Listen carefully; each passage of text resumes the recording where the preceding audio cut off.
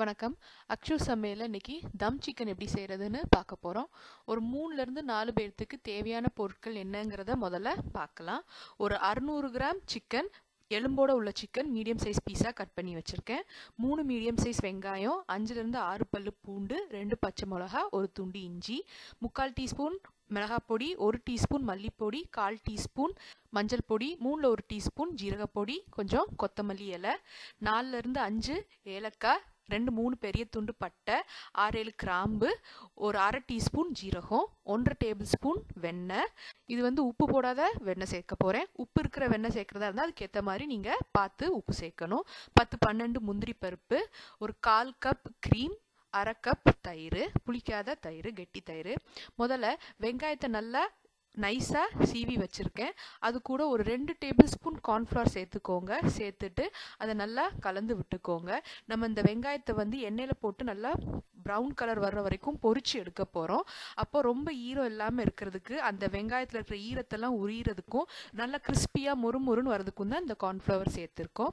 நல்லா கலந்து விட்டுக்கோங்க. அதுக்கப்புறம் நல்லா சூடான எண்ணெயில இந்த மாதிரி போட்டு நல்லா ப்ரௌன் கலர் வர்ற வரைக்கும் பொரிச்சு எடுத்துக்கணும். நான் ஏற்கனவே சொன்ன மாதிரி நான் ஸ்லைசர்ல இதை சீவி எடுத்தேன். நான் கட் பண்ணா ஒன்னொன்னு ஒவ்வொரு திக்னஸ்ல வரும். அப்போ ஒன்னொன்னு ஒரு மாதிரி பொரியும். இது ஸ்லைசர்ல நம்ம சீவி எடுக்கும்போது எல்லாம் ஒரே மாதிரி ஈவனா பொரிஞ்சிடும். அது கொஞ்சம் ஆற விடுங்க. ஆறுனதுக்கு அப்புறம் பாத்தீங்கன்னா இந்த மாதிரி நல்லா பொரிஞ்சு இருக்கும். அதை நல்லா நொறுக்கி விட்டுக்கோங்க. கொஞ்சம் லைட் கலரா இருக்கும் போதே எடுத்துருங்க.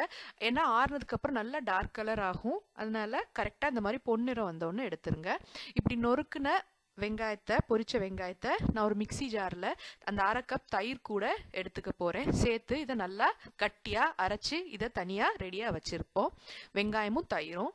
அடுத்ததா நம்ம சிக்கன் பீஸ்ல மசாலா பொடியெல்லாம் சேர்த்து ஊற வைக்க போறோம். மிளகாய் பொடி, மஞ்சள் பொடி, ஜீரகப்பொடி, மல்லிப்பொடி, கூடவே நம்ம அரைச்சி வச்ச வெங்காயம், தயிர் விழுது, அது போக இஞ்சி, பூண்டு, பச்சை மிளகாய் இது எல்லாத்தையும் ஒன்றா அரைச்சி வச்சிருக்கேன். இதையும் சேர்த்துக்க போறோம். சேர்த்துட்டு இதை நல்லா சிக்கன்ல கலந்து விட்டுக்க போறோம். எல்லா மசாலாவும் சிக்கன்ல நல்லா படுற மாதிரி நல்லா கலந்து ஒரு 1 மணி நேரமாவது இதை ஊற விட்டுருங்க. டைம் இல்லைன்னா அட்லீஸ்ட் ஒரு 1/4 மணி நேரத்துல இருந்து 1/2 மணி நேரமாவது ஊற வைங்க.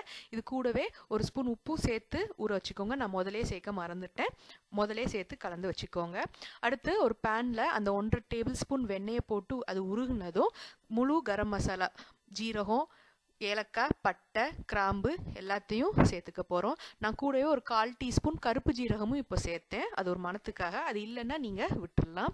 அது நல்லா பொரிஞ்சதுக்கு அப்புறம் நம்ம ஊற வச்சிருக்கிற சிக்கனை இதுல சேர்த்துக்க போறோம்.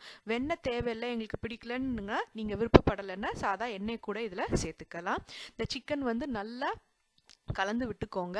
அந்த தயிர் ஏற்கனவே இருக்கிறதுனால சிக்கன்லயும் இருந்தும் எல்லாம் சேர்ந்து ஈரம் வெளியில வரும். சூடு ஏற ஏற அதுலயே ஒரு 2-3 நிமிஷம் நல்லா இதை கலந்து விட்டுக்கோங்க. அதுக்கப்புறமா ஒரு 1ல இருந்து 1/2 கப் தண்ணி நான் மசாலா வச்சிருந்த அந்த பாத்திரத்திலேயே அலசி அப்படி சேர்க்கிறேன். ஒரு 1/2 கப் தண்ணி சேர்த்து இதை நல்லா கொதிக்க விடுங்க. ஒரு கொதி வந்ததுக்கு அப்புறமா நான் வச்சிருந்த முந்திரி பருப்பை நல்லா பேஸ்டா அரைச்சி வச்சிருக்கேன். ஒரு 1/4 கப் தண்ணி சேர்த்து நல்லா பேஸ்டா அரைச்சிருக்கேன். அதையும் இப்போ சேர்த்துக்க போறேன். கூடவே மல்லி இலையும் சேர்த்துக்கோங்க. நான் கொஞ்சமா புதினா இலையும் சேர்த்திருக்கேன். கறியில் அந்த வாசனை பிடிக்காது அப்படின்றவங்க விட்டுலாம். வெறும் மல்லி இலை மட்டும் சேர்த்துக்கோங்க. சேர்த்துட்டு இனி நம்ம இதுக்கு தம் போட போறோம். நல்லா ஒரு ஃபிளாட்டான மூடியை வச்சு மூடிட்டு இதுக்கு மேல நிறைய வெயிட் வைக்கணும். நான் ஒரு 2 லிட்டர் தண்ணி ஊற்றி நல்ல ஒரு பெரிய பாத்திரத்துல வெயிட் போட்டு இந்த மாதிரி வச்சிங்கன்னா இது ஒரு முறை. அப்படி இல்லை எங்கள்கிட்ட இந்த மாதிரி ஃப்ளாட்டான பிளேட் இல்லை அப்படின்றவங்க அது கூட வர நார்மல் கண்ணாடி பிளேட்டையே வச்சு மூடிட்டு அதுக்கு மேலே இந்த மாதிரி ஒரு பேஸ் வர்றதுக்காக ஒரு சின்ன பாத்திரம், ஃப்ளாட்டான அடிப்பாக இருக்கிற மாதிரி ஒரு பாத்திரத்தை கமத்தி வச்சுட்டு அதுக்கு மேலே வெயிட்டை வைங்க. அதே நான் 2 லிட்டர் தண்ணியை தான் வெயிட்டுக்கு வச்சிருக்கேன். அந்த ஓட்டையில ஒரு சின்ன துண்டு கோதுமை மாவு, சப்பாத்தி மாவை வச்சுட்டீங்கன்னா அது ஆவி வெளியே போகாம சீல் பண்ணிக்கும். உங்க லிட்டு ரொம்ப லூஸா இருக்கு, சைடு வழியா ஆவி வெளியே போகுதுன்னு நினைச்சீங்கன்னா அந்த சைட்லயும் சுத்தி சப்பாத்தி மாவோ அல்ல மைதா மாவோ உருட்டி வச்சிட்டீங்கன்னா அது வழியாவும் ஆவி போகாது. இப்படி தம் போட்டு ஒரு 15 நிமிஷம் தம்ல வைங்க. நல்லா உள்ளதுலேயே குறைஞ்ச தீயில வைக்கணும். ரொம்ப ஃப்ளேம் இருக்கக்கூடாது. உள்ளதுலேயே லோயஸ்ட் ஃப்ளேம்ல வச்சு ஒரு 15 நிமிஷம் வச்சு எடுத்தீங்கன்னா தம் சிக்கன் தயாராயிரும். இப்போ பார்த்தீங்கன்னா உங்களுக்கு நல்லா தெரியும், தம்ல நல்லா உள்ள குழம்பு கொதிச்சுட்டு இருக்குது. ஒரு 15 நிமிஷம் தம்முக்கு அப்புறம் ஸ்விட்ச் ஆஃப் பண்ணிட்டு அதை அப்படியே விட்டுருங்க. ஒரு 15-20 நிமிஷம் எவ்வளோ டைம் கிடைக்குதோ, ஒரு 1/2 மணி நேரமாவது கிடைச்சதுன்னா நல்லா இருக்கும். அப்படி வச்சுட்டு சர்வ் சர்வ் பண்ணும்போது ஓப்பன் பண்ணுங்க. ஓப்பன் பண்ணீங்கன்னா தம் சிக்கன் தயாராயிருச்சு. இது வந்து நார்மலாக நம்ம வந்து கொதிக்க வச்சு எடுக்கிற சிக்கனை விட இப்படி தம்மில் குக் பண்ணும்போது கொஞ்சம் மணமாக இருக்கும். இப்போ மறுபடியும் அதை ஸ்விட்ச் ஆன் பண்ணிவிட்டு நம்ம வச்சுருந்த 1/4 கப் க்ரீமையும் சேர்த்து கொதிக்க விட்டு இறக்குனீங்கன்னா தம் சிக்கன் தயார். உங்களுக்கு தேவைக்கு ஏற்ற மாதிரி தண்ணி சேர்த்துக்கோங்க. நான் இப்போ சாதத்துக்கு வைக்கிறனால நல்லா தண்ணியாக வச்சுருக்கேன். சப்பாத்திக்கு வேணால் கூட ஒரு 5 நிமிஷம் கொதிக்க வச்சு இறக்குங்க.